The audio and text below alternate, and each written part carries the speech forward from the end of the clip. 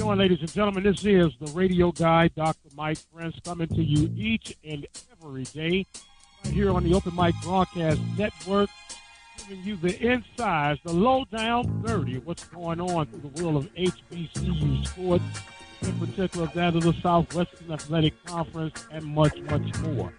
Today would be no exception to the rule, but before we get into that, let me remind you that you can follow me on Twitter at Radio Guy. Instagram is Radio Guy 22. And of course, you can go to the website at obnradio.com. I have been blessed today and joined and potentially to be harassed by my guest on today, who represents the voice of Texas Southern Tigers, Maroon and Gray Man himself, none other than Lary, the Chattabox. Hale. How you doing, my brother? Fantastic, friend. How are you? Thank you for having me on. Hey, man, or should I say, brother? Ooh, here we go. I knew that was coming. Well, you started it, man. You started a memorable movie, a memorable clip, and I would expect nothing less from you than to use it. But you know what? It was very appropriate. In all fairness, in all seriousness, Mike Davis did a whole lot. It was already a good program. He made it better. And if we be honest, Chatter, he's leaving it in a much better state than he inherited it. You're right about that. We can't complain about that. I think everything has run its course in that situation. We have a chance to do something big. And when I mean something big, we have a chance to do something really huge to make this thing go. And it just be, I don't want to throw anything negative against Coach Mike Davis. Of course, at the end of the day, it's all about business. He stated in the press conference about how much he loved Texas Southern and things of that nature. So I just think that in the situation that our alumni, our former students, most of all, our administrative staff is a situation we're going to have to tackle. Right. But you know what? It could have been a worse situation. You never want to see a guy who's won 88 games and only 20 losses in conference play, over 100-plus wins overall. You don't want to see a guy like that leave. But you know that Mike Davis is a challenge taker. He's a risk taker. He's done that in his recruiting. He's done that in his style of coaching. And he's doing that with this next assignment, in my opinion, taking on this Detroit Mercy program or assignment. Yes, the pay is good. It's always good to get a good payday, but it's the challenge of a competitor seeing if he has a little bit left in the tank to take this thing to the next level in another part of the country. Right about that, and there's nothing to really complain about. I mean, we knew that all good things would come to an end at some point. I just wish that it wouldn't have happened right now. We're in a situation where does it ever really have to end? I know that's a Shane. Come back, Shane. Paul got work for you, Shane. Got Paul work for you. I just think I think we're going to ramp up the coaching search because you have to do that because lots of things are going to happen. Recruiting season, you have to have people in place to convince these young men to come to the program that there is no gap. There is no drop-off. So, thing is, will he be able to take his entire coaching staff with him? Do they want to go? Does some aspire to want to, at some point, be the next head coach in Texas? Well, that was my next question I wanted to ask you. Is there anyone within that inner circle of the Mike Davis chain that you are with, because you're mighty close to the situation, you are the voice of the Tigers, and you would know better, who do you think would be a disciple, if you would, to carry on that next assignment for Mike Davis' tree? What I've seen the past few years, it was a guy that was really close. He was associate head coach Donnie Marsh. left to become the Alabama A&M head coach, and he just recently resigned from being the head coach at Alabama A&M for whatever reasons that I'm not privy to. Now he's the associate head basketball coach at Florida Gulf Coast. Also, another guy that was really close to the program and doing a lot of things defensively, that was J. Keith McGree. He has been here a few years before Coach Mike Davis arrived. He was one of the assistant coaches under Tony Harvey. I'm not sure if his name is even being mentioned right now. I'm not sure. He might be leaving with Coach Davis. Nothing has been released of anything of that nature, but those are the two people that have really been close to Coach David as far as leadership is concerned. There's some other folks on that staff. Of course, his son, Mike Davis Jr., and also Sharon Chapman, who was with us for 1 year before he left. I'm not sure who they're going to name as the interim basketball coach. I don't know. But if they ask me, I would definitely be proud to help Texas Southern and step into that interim role. I can see it now. Get your hand on the floor. Get your hand on the floor. We need some hand on the floor. Tell me about it. I don't know how long I'd last. I will give him my best shot.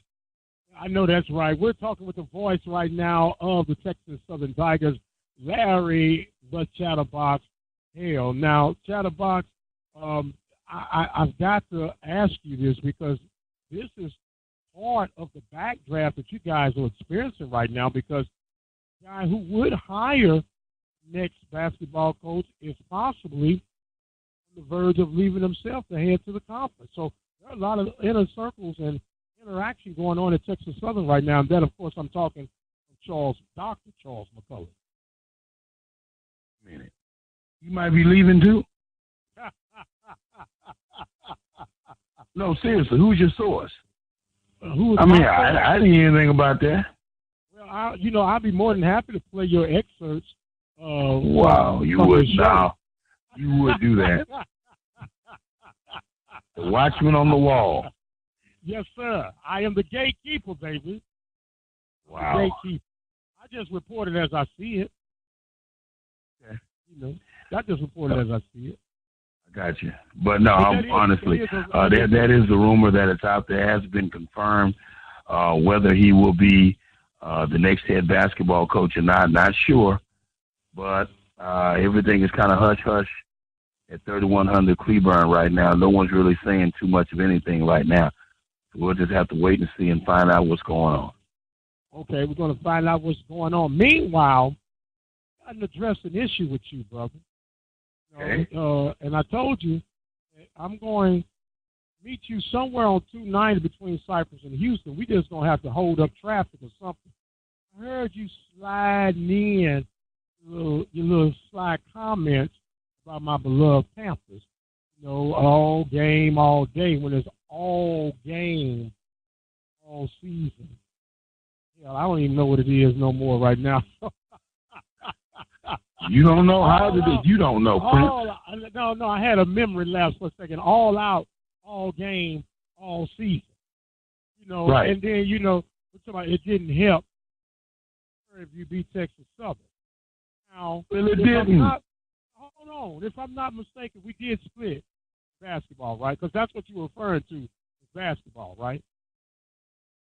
But other than that, all game was nothing.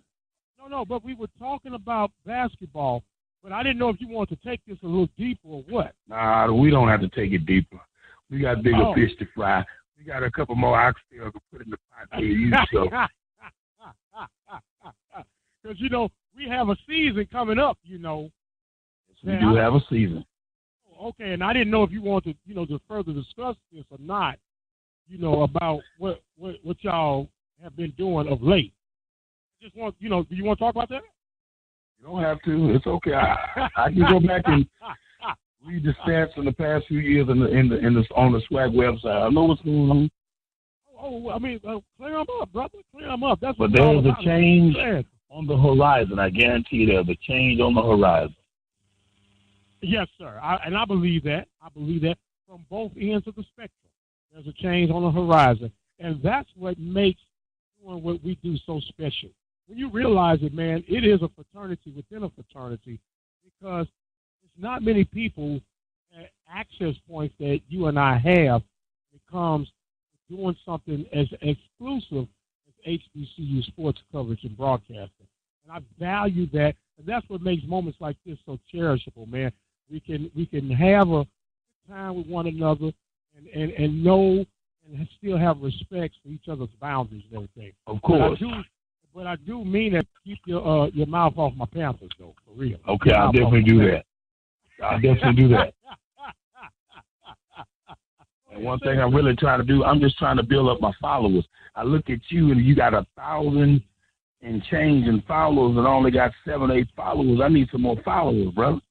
Well, I don't know which platform we on. The Spreaker platform, we have about Spreaker. 2,300. Yeah, it's about 2,300 on Spreaker. Oh, he's just bragging. No, I'm just reporting facts. That's all. Right. But overall, we have about 6,500 subscribers, and I'm gonna tell you, just like I've told you off the air and on the air, stay consistent. You already know that you love what you're doing. Simplify what you do and master what you do, and it'll never feel like you're working, man. I appreciate and respect the love that you have for the maroon and gray, the love that you have for the black and red. When I talk about black and red, I'm talking about the conference as a whole.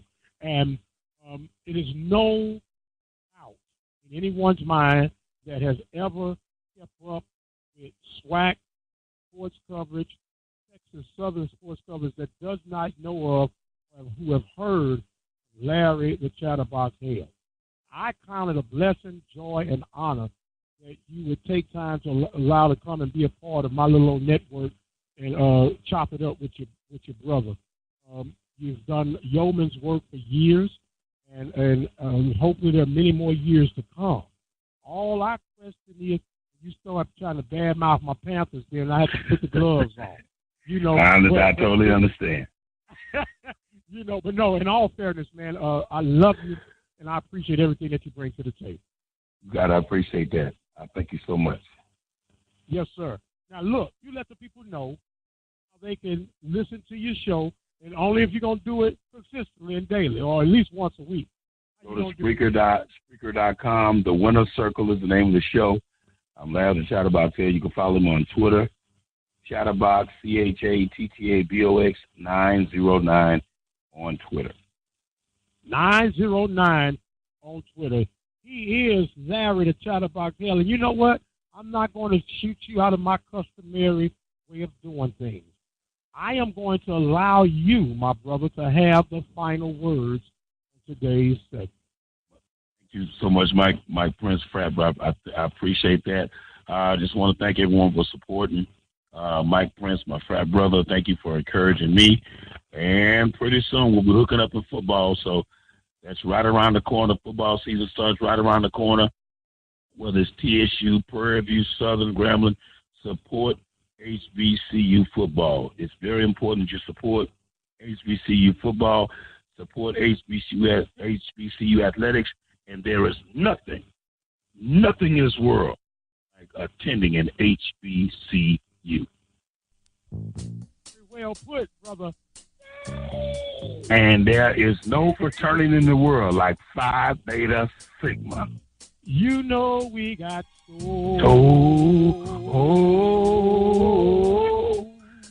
Phi Beta Sigma got Love you, baby. Love you too, baby boy. He is the Chattabox. I am the radio guy, Dr. Mike Prince. Remember to follow me on Twitter. Radio Guy. Instagram is Radio Guy 22. The website is obnradio.com. If you're in the Prairie View community, you can always check us out at 87.9 FM. If you happen to be on the go, dial 605-277-5066. Until the next time, you guys be blessed. We'll see you on the other side.